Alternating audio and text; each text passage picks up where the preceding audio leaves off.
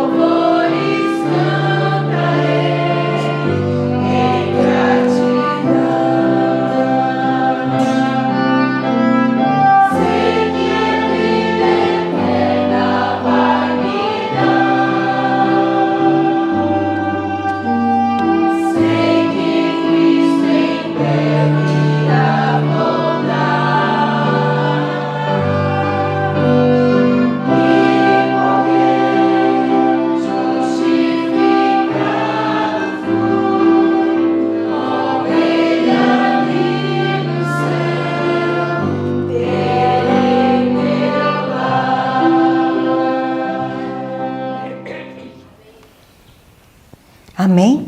Amém, louvado seja Deus. E vamos fazer uma parte importante agora, que é decorar o nosso verso, para termos eles sempre à nossa mente, sempre que precisamos estar mais próximos de Deus e para louvar o nome dele também. Exatamente. E vamos gravar a palavra de Deus no nosso coração, né? Quando nós falamos, o nosso coração, então, tudo que nós temos lá dentro transborda, né? Dentro do nosso coração vem para fora, né? Então nós vamos gravar essa palavra, deixar ela bem lá dentro, bem fundo, né? Calar bem fundo no nosso coração e aí nós vamos transbordar esse amor de Deus. Neste momento, então, nós vamos guardar a palavra de Deus no nosso coração, né, irmã? Vamos lembrar o nosso verso, vamos decorar, vamos falar mais uma vez. E nosso verso se encontra lá em Efésios, no capítulo 6, no verso 10 até o 18. Vamos gravar a palavra de Deus lá dentro mesmo. Vamos deixar nos encher dessa palavra do nosso Deus, né? Vamos lá no 3? Quer contar, irmã? Sim. 1, 2, 3. Efésios 6, do 10 ao 18. No demais, irmãos meus, fortalecei-vos no Senhor e na força do seu poder. Revesti-vos de toda a armadura de Deus, para que possais estar firmes contra as astutas ciladas do diabo. Porque não temos que lutar contra a carne e o sangue, mas sim contra os principados, contra as potestades, contra os príncipes das trevas deste século, contra as hostes espirituais da maldade nos lugares celestiais. Portanto, tomai toda a armadura de Deus, para que possais resistir no dia mau, e havendo feito tudo, ficar firmes. Estai, pois, firmes, tendo cingidos os vossos lombos com a verdade, e vestida a couraça da justiça, e calçados os pés na preparação do evangelho da paz, tomando sobretudo o escudo da fé, com o qual podereis apagar todos os dardos inflamados do maligno. Tomai também o capacete da salvação e a espada do Espírito, que é a palavra de Deus, orando em todo o tempo com toda oração e súplica no Espírito, e vigiando nisto com toda perseverança e súplica por todos os santos. Efésios 6, do 10 ao 18. Efésios 6, do 10 ao 18. No demais, irmãos meus, fortalecei-vos no Senhor e na força do seu poder. Revesti-vos de toda a armadura de Deus, para que possais estar firmes contra as astutas ciladas do diabo. Porque não temos que lutar contra a carne e o sangue, mas sim contra os principados, contra as potestades, contra os príncipes das trevas deste século, contra as hostes espirituais da maldade nos lugares celestiais. Portanto, tomai toda a armadura de Deus, para que possais resistir no dia mau, e havendo feito tudo, ficar firmes. Estai, pois, firmes, tendo cingidos os vossos lombos com a verdade, e vestida a couraça da justiça, e calçados os pés na preparação do evangelho da paz, tomando sobretudo o escudo da fé, com o qual podereis apagar todos os dardos inflamados do maligno. Tomai também o capacete da salvação e a espada do Espírito, que é a palavra de Deus, orando em todo o tempo, com toda oração e súplica no Espírito, e vigiando nisto com toda perseverança e súplica por todos os santos. Efésios 6, do 10 ao 18. Efésios 6, do 10 ao 18. No demais, irmãos meus, fortalecei-vos no Senhor e na força do seu poder. Revesti-vos de toda a armadura de Deus, para que possais estar firmes contra as astutas ciladas do diabo. Porque não temos que lutar contra a carne e o sangue, mas sim contra os principados, contra as potestades, contra os príncipes das trevas deste século, contra as hostes espirituais da maldade nos lugares celestiais. Portanto, tomai toda a armadura de Deus, para que possais resistir no dia mau, e havendo feito tudo, ficar firmes. Estai, pois, firmes, tendo cingidos os vossos lombos com a verdade, e vestida a couraça da justiça, e calçados os pés na preparação do evangelho da paz, tomando sobretudo o escudo da fé, com o qual podereis apagar todos os dardos inflamados do maligno. Tomai também o capacete da salvação e a espada do Espírito, que é a palavra de Deus, orando em todo o tempo, com toda oração e súplica no Espírito, e vigiando nisto com toda perseverança e súplica por todos os santos. Efésios 6, do 10 ao 18. Amém. Amém. Louvado seja Deus. Ele é um verso um pouquinho grande, mas com o tempo, conforme nós vamos recitando ele, vamos lendo, né, irmã? Nós com certeza vamos gravar, vamos memorizar a palavra de Deus no nosso coração. Que Deus seja louvado. E agora você pode ficar com o estudo da palavra de Deus para aprender cada vez mais, né, desse Deus que nos criou e nos ama tanto. Deus te abençoe nesse dia. Tenha um bom dia. Fique com Deus. Amém. Bom dia para você que está em casa. Bom dia, igreja. Bom dia. Louvado seja o nome do Senhor pela oportunidade que a gente tem de ouvir as crianças fazendo, preparando e ofertando perfeito louvor. Louvado seja o nome do Senhor. Eu agradeço a Deus a oportunidade de criar Rebeca, de poder participar dessa parte da vida dela, como lá no templo, Samuel foi entregue para ser cuidado, para que ele se tornasse uma bênção diante do Senhor. Me sinto muito responsabilizada. Para mim é como se Jesus estivesse dentro da minha casa e eu tendo que cuidar dele e de direcionar os detalhes de sua própria vida e missão futura. E eu louvo ao Senhor porque dentro dessa casa nós temos a chance de seguir essas instruções que a igreja nos deu. Esse ano bíblico que fazemos aqui dentro da nossa casa não é invenção da Escola de Profetas, é um estudo bíblico e ano bíblico que a igreja fabricou, criou e desenvolveu em obediência ao que Deus eterno pediu. O Senhor Deus pede que seu povo mantenha dentro da mente todas essas informações celestiais durante as primeiras horas da manhã, para que durante o dia estas sejam as meditações de nosso coração. E eu louvo a Deus pelo estudo dessa manhã, Isaías 54 e 55, mostrando a glória de Sião. Deixa eu comentar um detalhe com você. Nós estamos acostumados a ouvir promessas. Durante toda a nossa vida ouvimos alguém dizendo ou prometendo alguma coisa em relação à nossa história. Eu não vou deixar você, não vou permitir que algo passe despercebido na sua vida, vou amparar você, mas as promessas humanas, elas são falhas, elas não são verdadeiras. Quantos de nós somos desiludidos pelas palavras humanas? Pela impressão humana, mas estas que estamos lendo aqui a respeito da glória futura de Sião, diz respeito a nós e foi dita por alguém que não tem como falhar, que jamais deixou uma vírgula de sua palavra não ser verdadeira ou não ser cumprida. Louvado seja o nome do Senhor.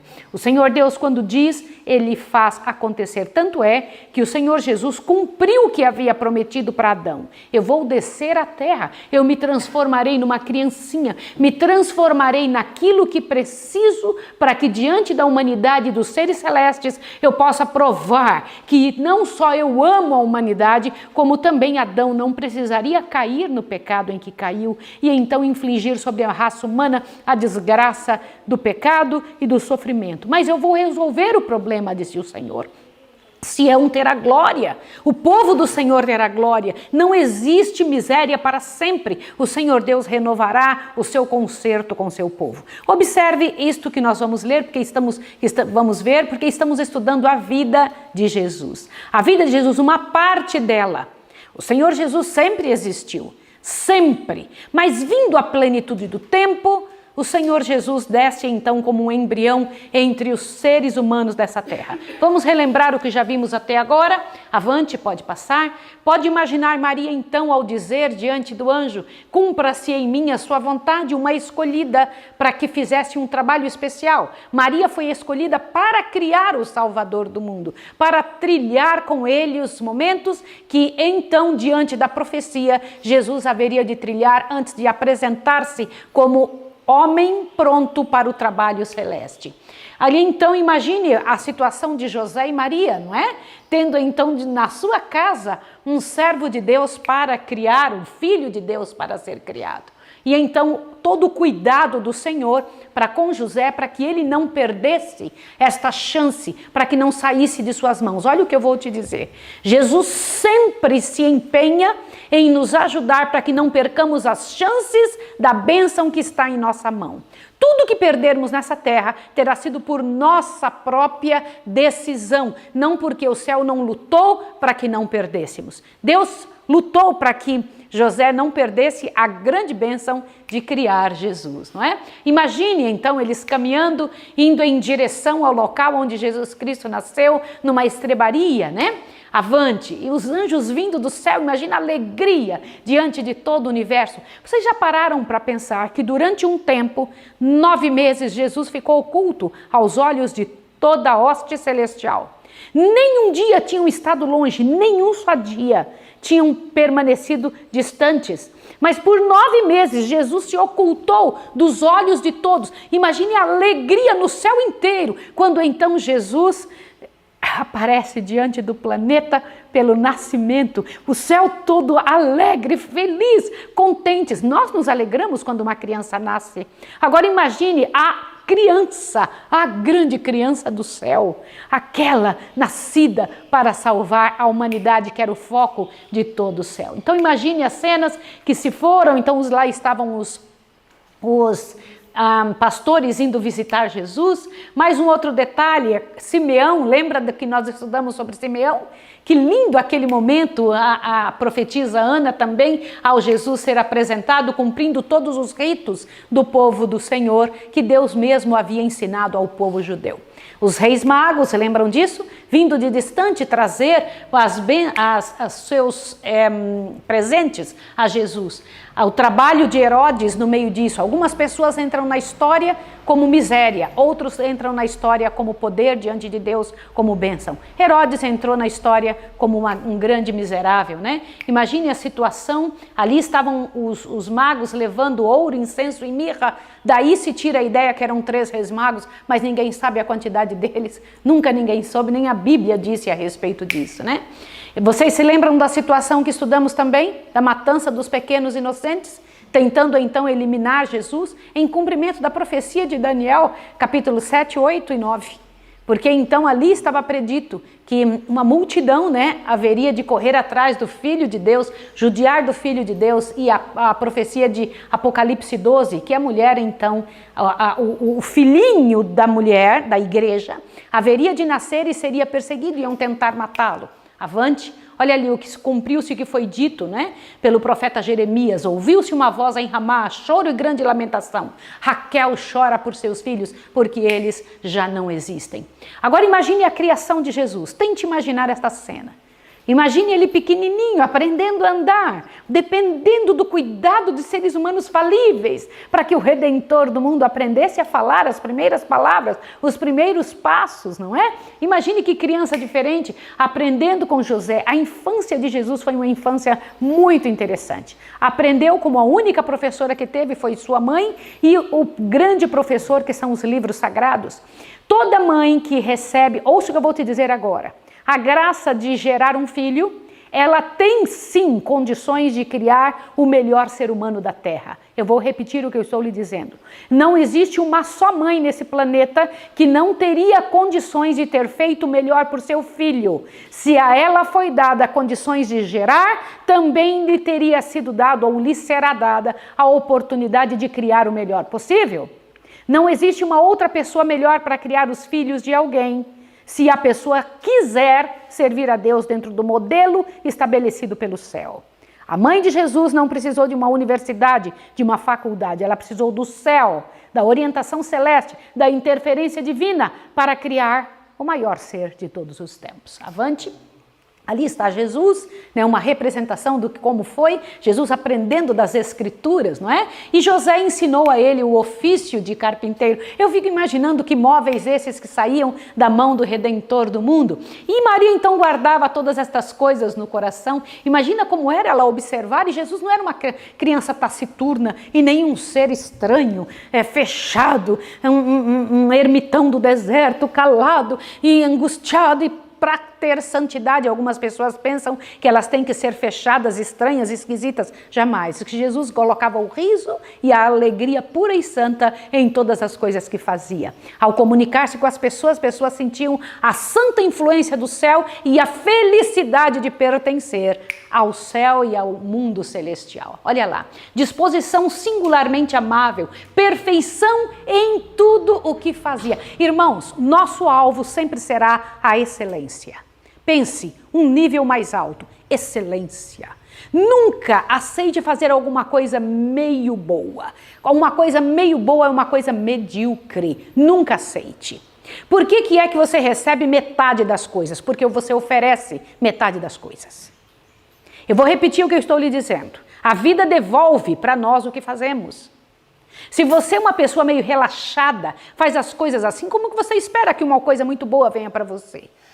Algumas vezes quando eu estou trabalhando em aconselhamento com alguma pessoa, ela me fala, mas para a minha vida só vem assim. Eu falei, mas você também oferece só isso. Como que Deus vai estragar a vida de alguém muito bom, dando a você que não dá tanto valor, que não oferece valor? Como que você pode esperar valor se você não oferece valor? Ofereça o melhor. Seja criterioso nas coisas que Deus dá na sua mão, para você ver se não virá de volta como um eco as coisas boas na sua história. Isso é muito sério. Jesus colocava perfeição em tudo o que fazia. Jesus não aceitava entregar algo pela metade, porque isto é a lei da vida. Você recebe o que você oferta. Avante, um pouco mais. Olha ali, ele como criança no meio dos doutores. Qual é o resultado de uma educação boa? O que oferece para o mundo. Qual é o resultado de você encher um coração do que é bom?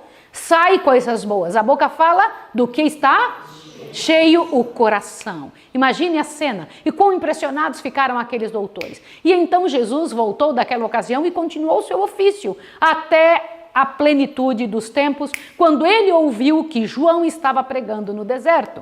Aquele momento em que João Batista, seu primo, que nunca haviam se conhecido, eram primos carnais, com certeza, sim ou não? Mas a providência fez com que eles nunca tivessem se conversado nenhuma vez. E quando Jesus ouviu que João batizava e estava no deserto pregando, é chegado o reino dos céus, ele entendeu que aquela era a hora de despedir-se da sua mãe. Estudamos um pouco sobre educação de filhos, como é importante educar os filhos nos caminhos do Senhor. Para uma grande obra, uma educação especial. Foi o que aconteceu com João Batista, sim ou não? Uma grande obra, educação especial. Nós estamos no final dos tempos. Qual é a educação que você tem dado aos seus filhos? Você permita que eles usufruam das misérias e desgraças feitas, criadas e desenvolvidas por Satanás? Naquilo que se encontra dentro da internet, naquilo que se pode ensinar aí no mundo? É isso que você oferece aos seus filhos? Ou eles estão destinados a algo melhor? Ou dentro deles deve estar a fonte da vida. O Senhor Deus disse que nós podemos ser uma fonte para fazer os outros beberem da água da vida. Aquele que encontra a fonte se torna uma fonte para que outros bebam. Esse é o ensino de Jesus, esse é o desejo de Jesus, que as crianças aprendam dele, que seja nos pés do Senhor que eles encontrem satisfação. E então Jesus, quando viu que era a sua hora, dirigiu-se a João Batista. Imagine, eis o Cordeiro de Deus que tira o pecado do mundo, e o céu todo dizendo, este é o meu filho amado, em quem me comprazo, num eco na voz do Deus Pai. E o Espírito Santo descendo sobre Jesus, e Jesus entrou na água para ser batizado. Quero lembrar vocês que Jesus não recebeu uma aguinha ou algumas gotas sobre a cabeça. Ele foi imergido no batismo dentro da água. A palavra batismo significa entrar, imergir, na água. Não existe batismo de outra forma. Por isso que a Bíblia diz, existe um só batismo, um só tipo de batismo. Qual é o tipo de batismo? Entrar na água e sair da água, que foi o que Jesus fez. E ao sair, o Senhor Jesus ajoelha-se na beira da água. Imagine a cena. E então, em choro, em súplicas, em lágrimas, clama ao Deus eterno, seu Pai, dizendo que aceite a humanidade. Quando Jesus diz, quando o Pai ouve, quando o Pai diz aquilo que Jesus ouviu, este é o meu Filho amado em quem me comprazo, estava falando de mim e de você. Era em aceitação ao pedido de Jesus, aceite a humanidade, meu Pai. Aceite a humanidade. Que coisa mais linda, não é? Jesus então foi dali levado pelo Espírito Santo ao deserto para ser tentado. 40 dias e 40 noites ali ele esteve. Esse número 40 tem uma significação muito grande na palavra de Deus. Eu gostaria que você tomasse tempo para estudar por que 40. O que significam estes 40? A maior parte dos 40 do passado. Lembra disso? 40 dias, Elias, está lembrado? 40 dias, Moisés sobre o monte. Por que um grupo de 40? O que é isto? Você tem que parar para pensar a respeito disso. Avante. Tudo, lembra das tentações? Tudo isto te darei se prostrado me adorares. Está lembrado? Agora eu fico pensando que cena. Dar o que não era dele? Eu sei que Adão entregou nas mãos de Satanás por sua atitude. Olha, nunca houve uma cena de Adão chamando Satanás dizendo, estou lhe entregando o planeta. Nunca houve esta cena. Já nunca aconteceu isso. Mas por sua atitude, Adão estava passando a autoridade, legalidade para Satanás. Entende o que eu estou lhe dizendo? São nossas atitudes que passam legalidade para Satanás. E Jesus veio para tirar a legalidade da mão de Satanás e tomar de volta para si. Compreende isso? Não que não pertencesse a si, tanto os humanos quanto o mundo. Compreende o que estou lhe dizendo? Tudo isso lhe daria, mas dar o quê que não é teu? Como que você vai dar o que não te pertence? Eu prometi, na promessa que Jesus havia feito para Adão, já estava posse em suas mãos. Você entende o que é isso? Na promessa que ele fez, eu vou descer, tomarei o teu lugar, Adão. Eu vou tomar o teu lugar. Nesta promessa. É o cordeiro que já foi morto desde quando? Em Pedro e em Apocalipse diz, desde a fundação, e outra diz, desde antes da fundação do mundo, o cordeiro já havia sido morto. Jesus sai então daquele momento de tentação no deserto e vai em busca de seus discípulos. Imagine Jesus passando pelo local onde você está e dizendo para você, me siga, que eu vou fazer de você. Deixa eu lhe fazer uma pergunta, você é aluno da Escola de Profetas. Você tem consciência que você já ouviu essa frase? Essa pergunta e esse convite? Tem consciência disso? Compreende a seriedade do que você já ouviu? Você ouviu. Você ouviu isso. Não existe como um aluno fazer parte da Escola de Profetas sem ter atendido este chamado. Ninguém vem para cá porque aqui é um lugar com flores e árvores e uma comida vegetariana. Ninguém vem para cá por isso. Isso não tem nada, absolutamente nada de maior do que o grande chamado de Deus, serem pescadores de homens. O mesmo chamado que Jesus fez lá no Lago Genezaré, na beirada dos rios, para aqueles pescadores fizeram para nós, foi feito para nós. O Senhor Jesus nos chamou. E então outros vêm e dizem, achamos o Messias, encontramos o Messias, encontramos o Senhor da glória, não é? Então imagine, eu quero te fazer uma pergunta. Jesus saiu de casa, começou a procurar os seus discípulos e demorou um tempo até que ele fosse para para as bodas de Caná, sim ou não? Aonde Jesus ficou durante esse tempo? Bora, quero que você pense. Você já parou para pensar alguma vez aonde está dormindo as pessoas que você ama? Como está dormindo? Se tem coberta suficiente? Se está tudo certo? Eu não consigo imaginar um só dia que eu não me preocupe, será que dorme bem o meu marido? Será que está bem agasalhado, está tudo certo com sua roupa? Será que comeu? A mesma coisa com relação a Rebeca? Será que está bem, está tudo certinho? Meu filho, que é uma pessoa adulta já, como é que será que... A gente se preocupa, sim ou não? Você já parou para pensar onde estava Jesus nesses dias todos, depois que saiu de sua casa? 40 dias você sabe que ele estava no deserto. O que mais? Bora! Ele saiu direto de sua casa para ser batizado por João Batista. Para onde foi? Você fala para a casa de Marta, de Lázaro, não, ainda não existia nem isso ainda. Aonde estava Jesus? Alguma vez você já parou para pensar quão desamparado era o Filho do Senhor?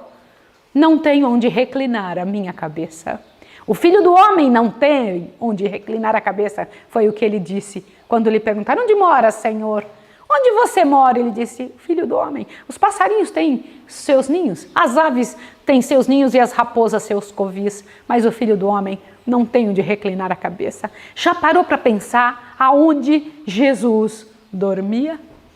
Você vê as cenas dele aparecendo. Neste momento, então, ele se encontra novamente com sua mãe. Lembra desse casamento, né? Que era dos parentes de Jesus, de Maria e de José. E então ali acontece o primeiro milagre de Jesus, não é? O primeiro milagre que dá abertura a todo o seu trabalho. Ali está o tremendo trabalho. Traga ali a quantidade de água e eu transformo em vinho. Assim é, quando algo está sem graça e sem gosto, traga para Jesus para você ver o que ele faz. É assim que Jesus trabalha. Quando algo não tem mais condições, o Senhor Jesus transforma no melhor. O primeiro pode não ter nada, mas o segundo se torna o melhor que se pode ter diante de Deus. Mulher, me convém cuidar das coisas de meu pai. Você não sabe que ainda não chegou a minha hora? Por que essas frases tão sérias para Maria? As frases de Jesus tinham um significado muito grande. Hoje, no entanto, nós vamos estudar este momento. Imagine Jesus entrando no templo.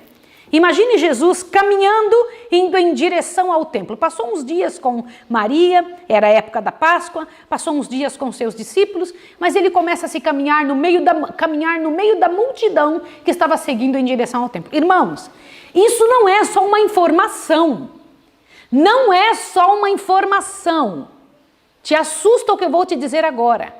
Jesus está escondido no meio de uma multidão que está em direção ao templo. Não era qualquer um, era o Deus eterno que está no meio conversando e eles falando a respeito da vinda do Messias. Imagine a majestade do céu caminhando e as pessoas falando e ele dando respostas. Foi isso que aconteceu, exatamente isso. Eles estavam falando no caminho a respeito da redenção eterna e Jesus lhe abria a mente em relação às Escrituras. Irmãos, que sonho de viagem! Alguma vez você já parou para pensar que pode ser que Jesus tenha encontrado você em algum momento, quando ele ou os anjos celestes ou algum ser do céu vem e se transforma em ser humano e passeia entre nós e conversa conosco? Alguma vez você já parou para pensar que aqui em casa, ou na sua casa, ou no teu trabalho, lhe visitou algum ser celeste? Aquelas pessoas não tinham a menor ideia que era o Filho de Deus, a majestade do céu, a quem todos os anjos adoravam, que estava caminhando entre eles. E então Jesus entra no templo. Quando ele entra, ele observa a cena, a grande confusão que aquelas pessoas estavam causando ali. O que estava acontecendo? No templo, naquela ocasião, as pessoas que vinham de muito longe para a programação da Páscoa não tinham como trazer a oferta porque eram muitos dias de viagem e vários deles traziam dinheiro para comprar então a pombinha ou o cordeirinho, seja o que fosse, no templo. E então eram trazidos no templo aquela quantidade imensa de animais e os animais eram vendidos, só que aquilo se transformou num comércio. Deixa eu comentar uma coisa com você. Eu vivo dizendo que se você quiser conhecer alguém, dê a ele 3 coisas, dê a esta pessoa 3 coisas. Primeiro, dê a ele poder. Poder na mão de alguém é um revelador do caráter. Poder. Por quê? Enquanto a pessoa não está no comando de algo, ela permanece obrigatoriamente humilde. Mas dando poder na mão de alguém, você vai descobrir quem é essa pessoa. Segunda coisa, dê dinheiro na mão da pessoa. Faça passar valores na mão dessa pessoa que ela se revela. Vocês sabiam que a Bíblia comenta que o dinheiro é um tremendo de uma maldição?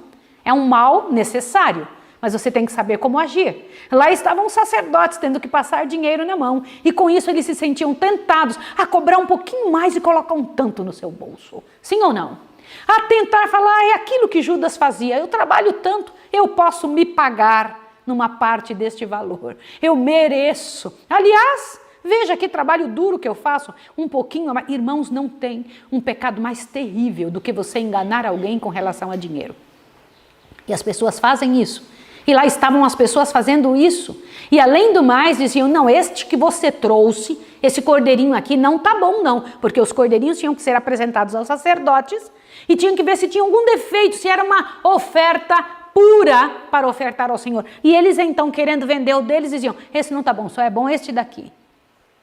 E a grande troca de moeda que as pessoas traziam pela moeda do templo fazia com que ali virasse um ponto de comércio e haviam discussões altíssimas, discutiam um com o outro. E Jesus então observou, imagine Jesus entrando e vendo toda aquela cena. De repente Jesus disse que pega e faz um chicote. Ele não chicoteou uma só pessoa, mas ele foi com a autoridade que Jesus tem. Deixa eu comentar com vocês, existe uma palavra que expressa isso que Jesus tinha, exousia. Quantos de vocês já ouviram falar disso? Exousia é um poder que existe na palavra de alguém, que quando alguém fala, ela consegue calar a multidão. Um poder que vem pela palavra, um poder que vem pela autoridade da presença da pessoa. Jesus possuía esta autoridade. Qual autoridade? De se fazer notar e se o fazer ouvir. Então ninguém conseguia falar uma palavra só. E Jesus então começou a derrubar todos as mesas, o dinheiro caindo no chão, aquela quantidade de tilintar, de detalhes, imagine a cena. E Jesus dizendo, vocês transformaram a casa do meu pai em um covil de salteadores. O que é covil de salteadores? Imagine essa frase, covil de quê? Salteadores. Sabe o que é isso? De ladrões. Jesus estava xingando eles ou estava qualificando estas pessoas do que elas eram? Responda. Deixa eu comentar uma coisa com você. Quando você chama alguém mentiroso de mentiroso, você não está xingando. Você está dizendo o que a pessoa é. Eu queria que você entendesse que quando se chama alguém daquilo que a pessoa faz, não é um xingamento. É uma comunicação. E era o que Jesus estava falando. Vocês são salteadores. Vocês roubam. Que coisa feia. Eu acho que um dos pecados mais feios que alguém pode cometer diante da humanidade, adultério, é roubo, sim ou não? E é idolatria. Esses 3 pecados são pecados básicos para o caráter de uma pessoa ser destruído ou magoar e judiar outras pessoas. Imagine a cena, e Jesus os chamou de, vocês transformaram a casa de meu pai em covil, um covil de salteadores, de ladrões, de roubadores. Que situação terrível. E eu queria chamar a atenção de vocês para aquilo que o capítulo 16 do Desejado de Todas as Nações comenta sobre a avareza havia endurecido o coração daquelas pessoas. Elas não haviam notado, não haviam percebido que estavam lidando com pessoas simples, com pessoas sofridas, pessoas que estavam ali ofertando, olha que coisa séria, a sua fé. Eles precisavam fazer aquela troca daquele dinheiro. Que dureza! A troca do dinheiro dava lugar à fraude e extorsão, havendo descaído em desonroso tráfico, fonte de lucro para os sacerdotes. Que triste isso! Um barulho e confusão no lugar sagrado. Deixa eu comentar uma coisa, irmãos, é seríssimo essa frase. A casa de Deus é um lugar de muito respeito. Queridos, como é sério que os nossos filhos entendam que a casa de Deus, o lugar onde Deus está, é um lugar de extremo respeito, de completo respeito. Se nossos filhos não compreendem isso, é porque eles não aprenderam a ter respeito e dignidade para com Deus, porque nós também não possuímos. Pai e mãe que não possui esse tipo de atributo, não passa isso para os filhos, não entende quanto respeito se tem que ter em locais sagrados. E aquelas pessoas tinham perdido esse respeito, o templo de Deus era aquele lugar. Aliás, o único lugar no mundo onde era um templo de Deus. Já parou para pensar isso? Que coisa séria. E quando eu paro para pensar nisso, que o lugar de Deus é um lugar santo, eu fico pensando como nós agimos hoje. Que nós fazemos com que nossos filhos sejam mais honrados do que o próprio Deus. Não é? Olha o que diz aqui. Assim foi ensinada a lição de que sempre que Deus manifesta a sua presença, o lugar é santo. As dependências do templo de Deus devem ser consideradas sagradas. Na luta pelo ganho, porém, tudo isso se perdeu de vista na época de Jesus. Que triste, não é? Gente, deixa eu comentar um detalhe. Os sacerdotes da época, mesmo vendo o sofrimento das pessoas, isso não despertava no coração deles tristeza ou piedade pelas pessoas. Por quê? Porque a avareza pelo dinheiro, o desejo pelo lucro, tinha endurecido o coração deles. Pensem sobre esta frase que eu acabei de dizer. Por que que aquelas pessoas não tinham pena dos que vinham de distantes com os pezinhos doendo, trazendo seus animaizinhos com dinheiro juntado durante o ano, trazendo uma oferta pela sua própria vida, uma oferta pelo... Por que que eles não tinham? Porque o valor do dinheiro, o ganho, havia endurecido o coração. Que lição séria para nós. Que lição séria para nós. Jesus então observava tudo, né? Jesus então observava. E como foi e estava a fisionomia de Jesus na hora em que ele começou a quebrar todos aqueles lugares? Como foi que ele começou a virar todas aquelas mesas? Como ficou o semblante de Jesus? Eu faço questão de ler para vocês. Olha isso aqui, ó. Olha só, vê como o amor de Deus seria ocultado aos pecadores e os homens fariam de sua graça mercadoria. Ao contemplar a cena, exprime-se-lhe na fisionomia indignação, autoridade e poder. Apareceu no rosto de Jesus isso. Como? Só que as pessoas então, nesta hora, param. Diz que houve um silêncio sepulcral no lugar onde estavam. Um silêncio completo e todos os olhos se pregam em Jesus, ninguém consegue falar uma palavra a mais. Gente, vocês têm ideia do tamanho do templo? Imagine um homem causando esse impacto em todos. Todo o local em completo silêncio, nenhuma moedinha mais caindo no chão, nada. E todos olhando para Jesus. Diz que os olhos todos pregam em Jesus. Silêncio silencia o tumulto. O som do tráfico dos ajustes cessa. O silêncio torna-se penoso. Apodera-se da assembleia um sentimento de respeito. Há quantos anos o templo de Deus não tinha isso? Jesus então tinha uma voz clara quando ele diz: tirai daqui estes e não façais da casa de meu pai casa de venda. Jesus tinha uma voz clara, sim ou não?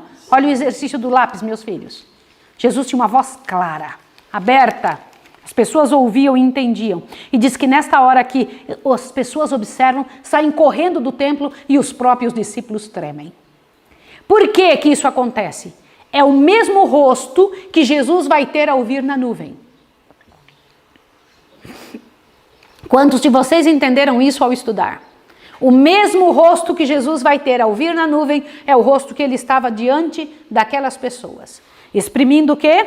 Indignação, autoridade e poder. Nós encontraremos Jesus com esta face quando ele vier nas nuvens dos céus. Agora deixa eu comentar uma coisa com você. A casa de Deus, o templo, tinha sido um exemplo. Aquele templo de pedra era só um exemplo do que Deus queria mostrar do templo, do corpo do Espírito Santo. Era só um exemplo, mais nada. Deus não queria e não desejava, não tinha uma necessidade de um templo físico, porque o que ele estava tentando mostrar, todos aqueles ritos, todas aquelas cerimônias, tudo aquilo era uma demonstração do que Jesus estaria fazendo no céu e do templo do Espírito Santo, que o verdadeiro templo é o seu corpo, é o meu corpo. Você compreende que era isso que Jesus estava querendo dizer? No entanto, o templo sujo, contaminado da época de Jesus, era uma representação da contaminação da alma e da vida das pessoas que estavam trabalhando no templo. E quando Jesus limpa aquele templo, Jesus estava fazendo simplesmente aquilo que ele pretende fazer com a humanidade. Jesus não se importa com um pedacinho de tijolo. Jesus não se importa com um só detalhe, qualquer beleza ou trabalho artístico de qualquer templo. Não é esse que é o importante. O importante é o templo do Espírito Santo. Este ele quer limpar, quer tirar de dentro dele qualquer tipo de coisa que impeça a entrada do Senhor e a participação de Deus. Uma coisa importante que eu li nesse estudo de hoje de manhã, que eu faço questão de ler com você e eu quero que você preste atenção. Observe isso daqui, que é uma coisa muito séria.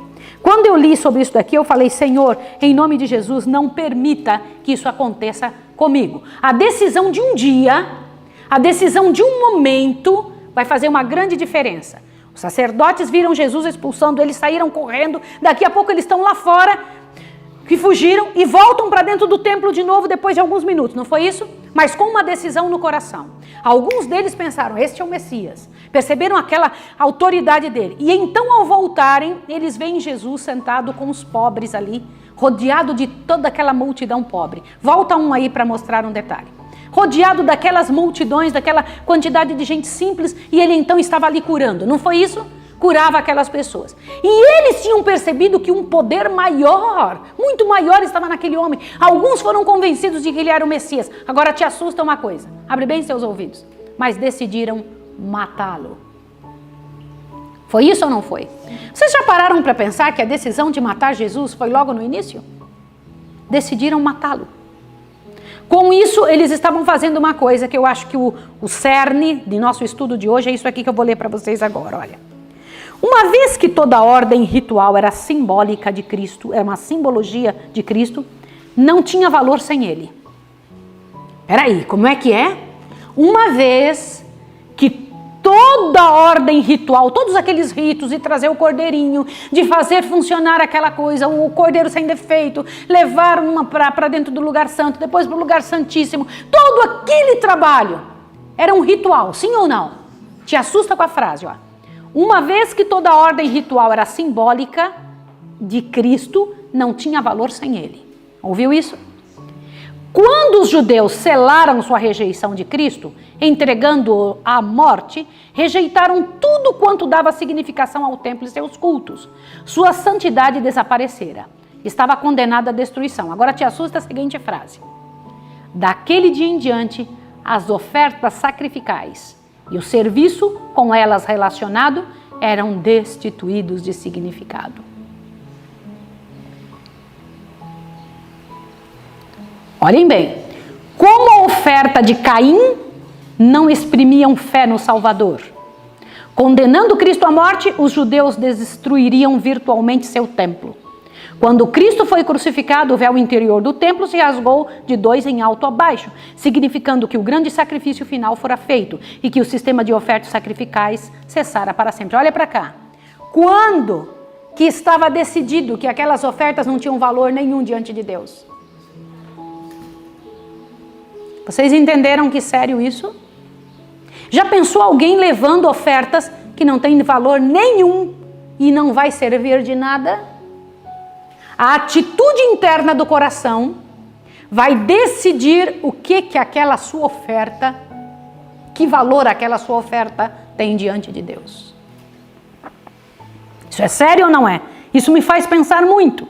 Irmãos queridos, embora o templo desta terra não tenha tido mais o Senhor Jesus e realmente tenha sido quebrado em 3...